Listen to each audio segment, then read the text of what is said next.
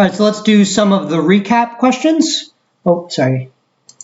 All right, so we have Doug. He's a football coach whose team has just scored a touchdown. He can kick a point after touchdown for 1 point. He can attempt a 2-point conversion for 0.96 points or run a deliberate safety for negative 2 points. I'm sorry, my cat is on my legs right now. What is Doug's opportunity cost for going for a point after touchdown? And what should be ringing in your ears is that opportunity cost is the utility from the best of the foregone options. So what are the foregone options? So if he's kicking a PAT, he is not doing the 2-point conversion or the deliberate safety. And then what's the best of the foregone options? So those are the foregone options. What's the best of them? The 2-point conversion. And the 2-point conversion will yield the utility of 0.96 points. So that should be your opportunity cost, D. Boom. Let's go. All right, Ian can press 7 albums an hour or design 2 units of merch. Geek can press 3 albums an hour or design 1 unit of merch. Choose the correct statement. Ian has a comparative advantage in albums. Geek has in merch. Ian has comparative in merch. Geek has comparative in albums. Geek has comparative in both. Ian has comparative in both. So immediately C and D should ring in your ears as being absolutely false. Why are they absolutely false? Because one person can't have comparative advantage in both goods. The opportunity cost is going to be a reciprocal of each other. So necessarily, unless they're the same opportunity costs, necessarily one is going to be bigger and one is going to be smaller. Okay. So if you have 1/5, if one of your opportunity costs of merch was 1/5, your opportunity cost of the album is going to be 5. And if theirs is 4, their opportunity cost is going to be 1/4. They're reciprocal, right? So 5 might be greater than 4, but 1/5 is going to be less than 1/4.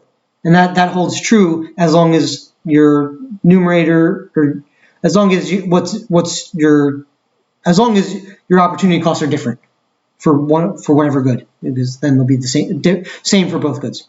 Anyway, so one person can't have comparative advantage in both goods unless they have the same opportunity cost, in which case they have comparative advantage in both and neither goods technically. Okay, which is a dumb example and I'll never ask you about it. Anyway, all right. So which one is true?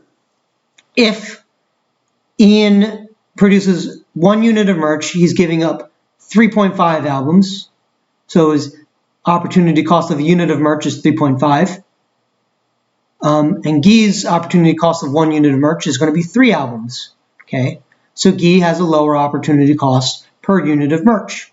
Guy, therefore, has comparative advantage in merch. Ian, therefore, must have comparative advantage in albums. So it should be A.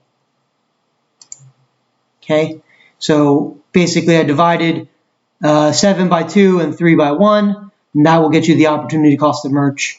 And 3.5 was higher than 3, so Ian cannot have.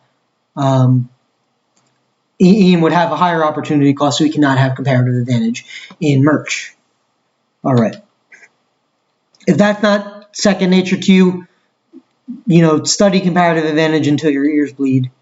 That's not how ears work. But make sure that it is second nature, because you'll see it a lot in the test and in the homework. All right. Ian can press 7 albums an hour, design 2 units of merch. So it's the same prompts.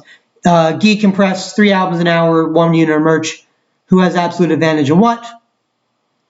So absolute advantage is the ability to do more, right? With the same unit, with the same resource. The resource is an hour, so they're working with the same time frame here. So Ian can do 7 albums to Guy's 3 albums. So Ian has absolute advantage in albums. He also has absolute advantage in merch because he has 2 versus Guy's 1. So Ian has absolute advantage in both. D. So you can have absolute advantage in both goods, but you cannot have comparative advantage in both goods, because comparative advantage works on opportunity cost, and your opportunity cost of one good will be the reciprocal of your opportunity cost of the other good. Okay.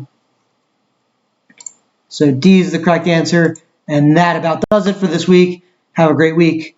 I'll see you guys at the Q&A session, which I will email you about later. All right.